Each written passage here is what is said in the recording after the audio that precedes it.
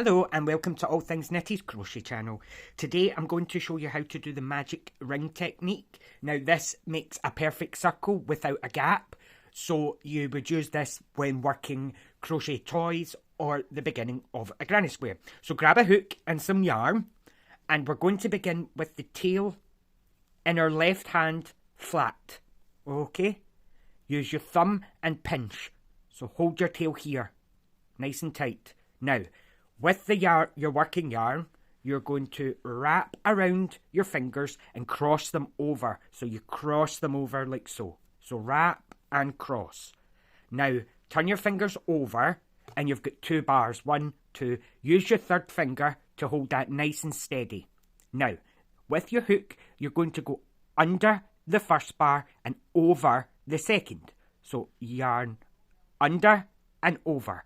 Now, pull this loop down, pull this loop underneath the first bar, and your hook is now at 6 o'clock on the clock, so it's facing down the way. So what you're going to do is go from 6 o'clock clockwise to 12 o'clock. So 6 o'clock, twist to 12 o'clock. Now this is your first loop. So what you can do now is take your fingers out of that loop, so you've got a little loop. With your working yarn, you're going to pull a loop through, so you're going to do a slip stitch. So pull and through. Now you have a little loop with your tail. What you're going to do is, working into this loop, we're going to make 6 single crochets inside this loop. So go through the loop, yarn over, and pull up a loop. So you have 2. Now, I like to stick my thumb into the loop and stabilise the stitches under my thumb. Okay, so I like to stabilise them. So I have 2 loops, stick my thumb in to stabilise and pull through 2. Take my thumb away again and we go through the loop, yarn over, pull a loop up. So we have 2. Stick your thumb in to stabilise the bottom of the stitch. This just helps them stop moving. Yarn over and pull through 2. So we have 1, 2. Again, pull up a loop. Stick your thumb in to stabilise and pull through 2. So that's 3, 4, 5, and 6. So once you have however many stitches you want on, you're going to pull this little tail. And for the first round, don't pull it too tight. So pull this tail to close the loop, but not too tight.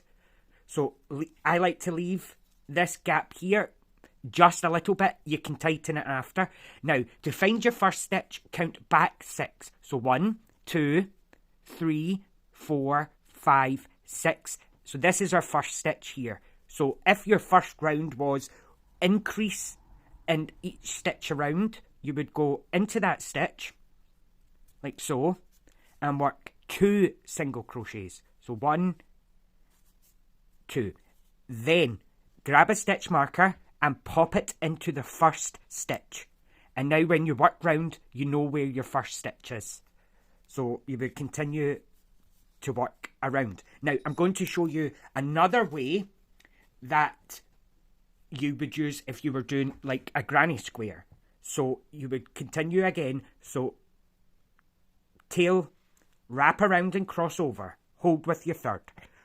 Under the first, over the second. Pull loop. You're at 6 o'clock. Twist to 12 o'clock. Pop your fingers out. And then slip stitch. Okay?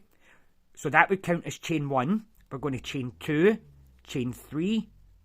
And if it was 3 double crochet, chain 3, 3 double crochet, this would count as your first double. So then you would go into the loop and work 3 double crochet. A granny square would then be chain 3, 1, 2, 3, and work into the same loop, working 3 more double crochet. So on your first one, you chain 3 and work 2. For the rest of them, you would work 3 double crochet.